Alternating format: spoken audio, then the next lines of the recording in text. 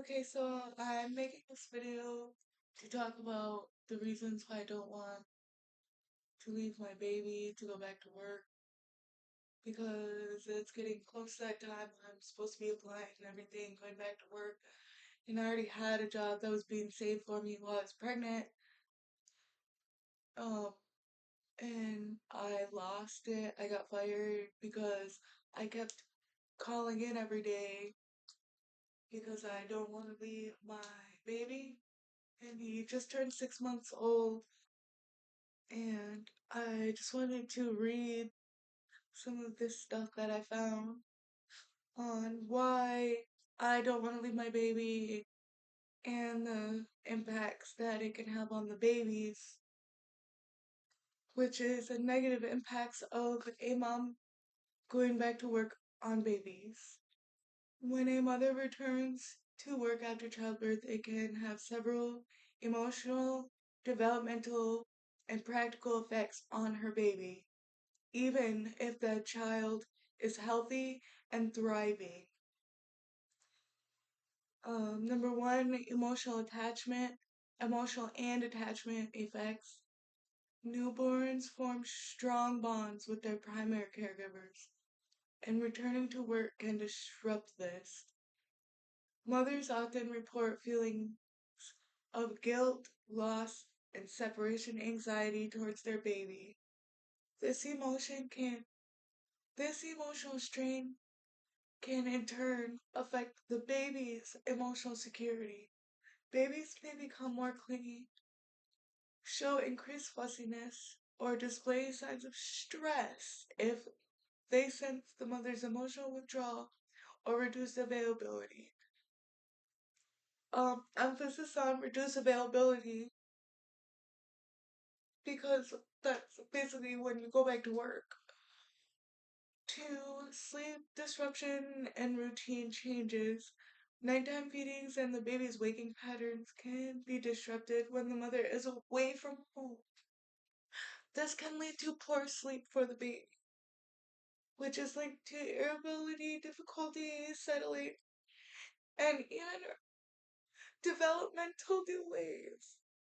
If prolonged, inconsistent routines can make it harder for the baby to adapt to new caregivers. My baby has I've basically been home with my baby, since he was born. I went back to work. I was only working 5 hours a day, 5 hours a day, and it was still I just still didn't feel right um leaving him even for 5 hours, maybe 1 or 2 hours here and there. It's okay for me to maybe run to town and pay some bills. Well, his grandma watched him, basically the only person that I've ever let watch him for me. And that's only been just a few hours at a time. When I was working, he was with his dad.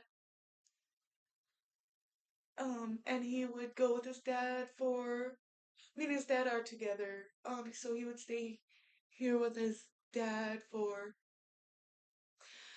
like half my shift or 3 hours of my shift, and then he will go to his grandma's for the other 2 hours. And that was because I set up that way because I don't I don't ever think that they would get frustrated with him. I just don't want anybody to be put in that situation where maybe they would like, oh, like I have to pick him up again or this or that. Like, me, if I can just stay home, then I don't mind doing that stuff. That's why I was calling in all that. I mean, even when I was working and I come home, I still didn't mind doing that stuff. It's just I don't want anyone else to be watching my baby even 5 days a week.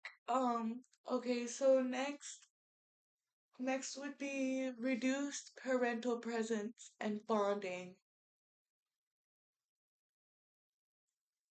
Even with quality childcare, the absence of the mother during key developmental milestones like first steps or first words can make the baby feel less connected to her.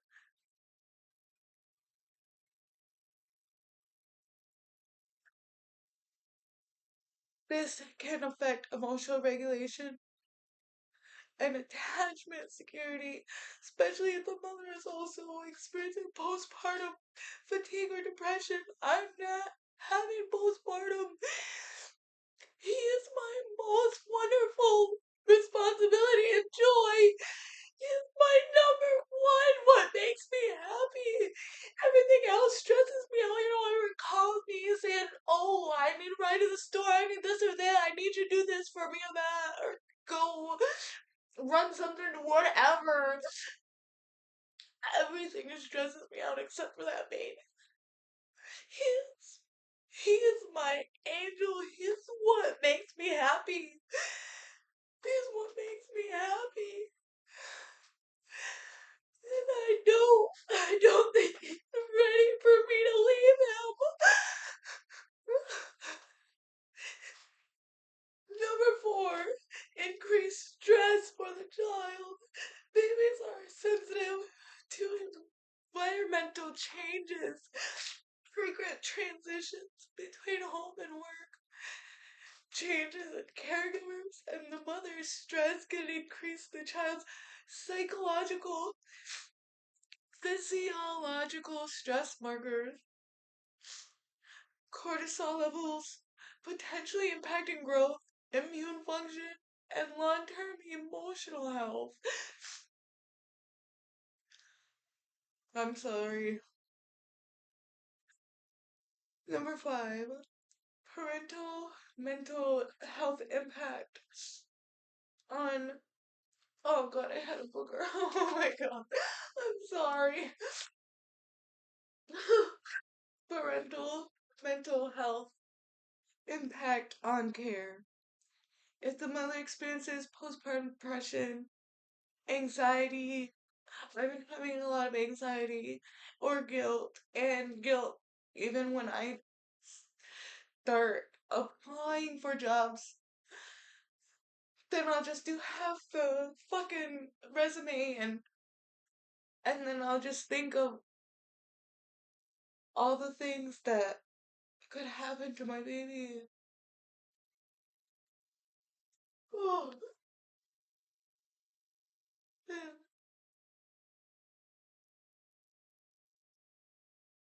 Sorry. Sorry. I need to take a break.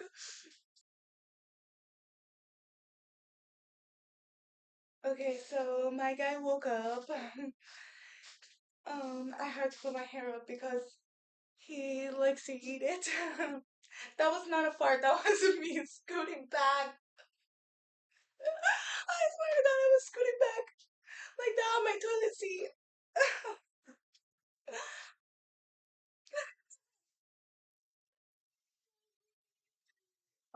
Finish up here because me and him are gonna go hang out. I swear he's not a fake baby. He's literally just chilling. I don't know why he's just chilling so hard right now. Just chilling, really. I would love to show my baby on here, but you guys know I can't do that. I try to start mommy vlogging and everything. I just can't do it. I mean, a couple of my videos got to so many views. And I was like, you know what? There's so many views on there and there's no comments, there's no likes or nothing. Like, I just, and you know what kind of people are on here looking for videos of babies. Shouldn't even have them on here like this, but I just want to finish this video real quick and then me and him can go hang out. Where was I at? Number five, parental mental health impact on care. If the mother experiences postpartum depression, anxiety, or guilt, these can indirectly affect the quality of care and responsiveness to baby's needs. This can create a cycle where the baby's needs are less met, further increasing the child's stress. Developmental considerations. Number six, developmental considerations. While most babies adapt well, prolonged or frequent disruptions during the first year can affect language development, social skills, and emotional resilience if the child experiences chronic stress or inconsistent caregiving. For a summary, what baby? Do you see yourself in napkin all day? While many babies adjust well to a mother's return to work, the emotional sleep and routine disruptions can have short and long-term effects on the child's developmental and well-being. Supportive childcare, clear communication with the mother, and monitoring for signs of stress or developmental delays are key to minimizing negative impacts. Well,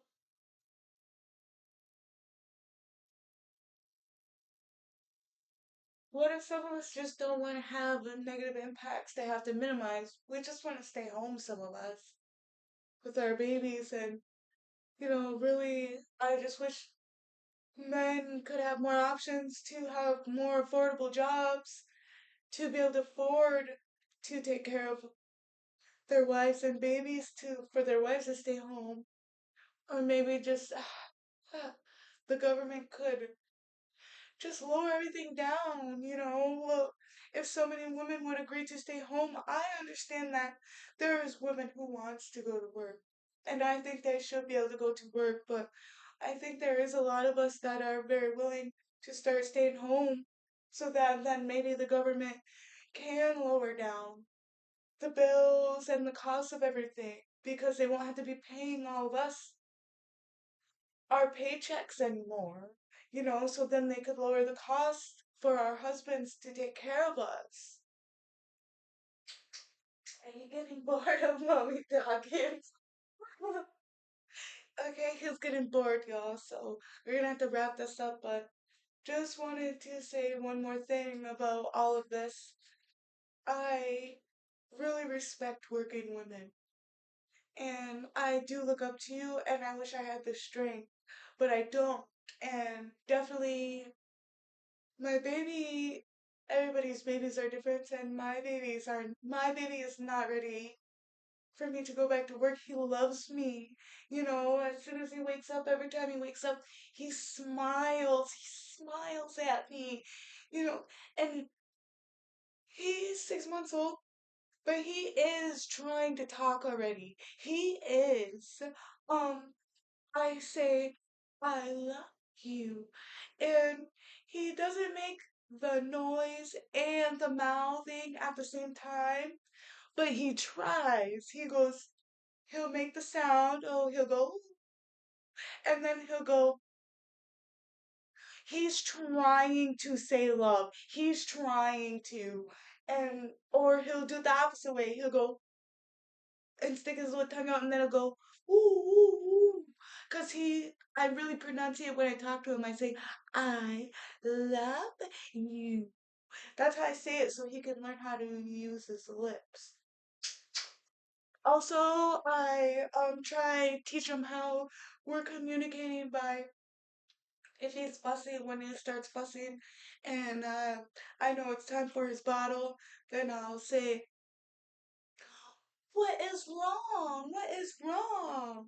That way he's eventually will understand I'm asking what's wrong and then I go, oh honey, so then you're mirroring the baby when you go, oh, you're mirroring their emotions. Okay, I'm almost done. I'll stop talking, I swear. I'll stop talking. Well, then you're mirroring their emotions, and then after you mirror their emotions, then you make another face which shows them you're going to solve the problem. You go, oh, what's wrong?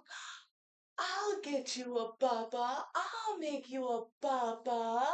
And you smile because then they say, she's gonna fix my problem. That's how you mirror a baby. And, if I don't have anyone else doing all this stuff that I already been doing with him, then that's everything we just read about the negative impacts. That's everything. That it'll developmentally delay everything we already been working on. I mean, it's gonna disrupt everything he already knows his routine with me. I mean, he's used to having me all day, every day. He's just not gonna, how it said some babies adjust well. I don't think he will adjust well. I know he won't. I just know it in my heart. I mean, he just wants me. He just wants me. Yes, of course, he'll love to go visit his gaga and everything, and he'll. But even with this gaga, the only one who I ever basically been letting babysit sometimes, only her. And even with her, I'm sorry. I'm so. Well, I swear I'm gonna be done now. Oh, I freaking showed your face. I hope that didn't see your face. Did I see your face?